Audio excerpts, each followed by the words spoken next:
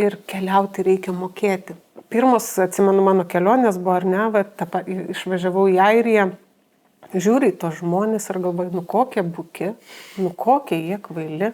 Esu dėkinga savo vyrui dėl to, mes susipažinom ir jis į tą pačią Airiją, į kitus miestus išvežė mane ir pradėjo pasakoti istoriją.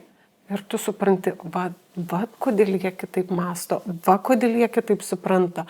Jeigu tu išvažiuoji į kitą šalį visiškai nesidomėdamas nei jų kultūra, nei jų supratingumu, tai tiesiog bus pro kažkokią gatvę, kažkur praėjimas ir tu nieko nesuprasi apie ką tai. Tas pats į muziejus, argi verta eiti be gido, išgyvenau Airijoje kultūrinį šoką.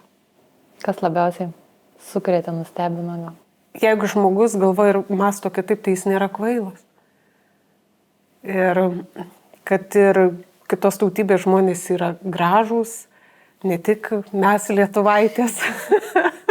Bet tada atsirado įdomumas keliauti. Ir kiekvieną kartą keliaujant skaitai prieš tai. Kadangi Škotija turi Munro kalnų seriją, kur yra 200, bijau pameluoti, bet maždaug 220 kalnų. Iš jų mes įveikėm dar tik 15, bet jie yra aukštesni negu 1 kilometrą. Kiekvienas kopimas į kalną man labai suteikia labai daug energijos.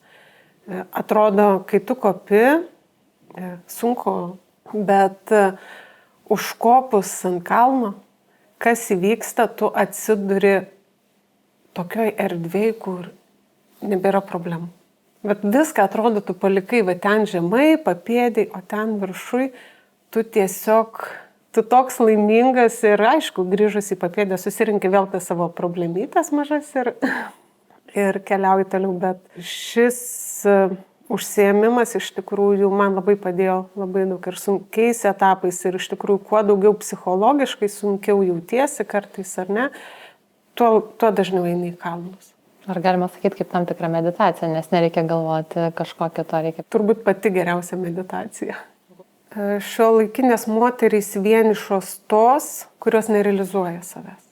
Jos tikrai jaučiasi vienišos, jos jaučiasi nesuprastos, jos jaučiasi nereikalingos, bet jos vienišos tik todėl, kad neprisiema pačios atsakomybės už savęs. Nes jos reikalauja, kad tu padaryk mane laimingu. Kad kažkas suteiks tą jausmą. Tu mane žemini, tu man neleidi kažko daryti. Tikrai moterys dažnai kaltina savo vyrus, pavyzdžiui, kad jos priaugo svorio ir vyras neleidžia eiti į sporto salę, nors jos tos labai norėtų, teisinasi. Turbūt reikia visom pradėti nuo savęs. Tik tai nuo savęs.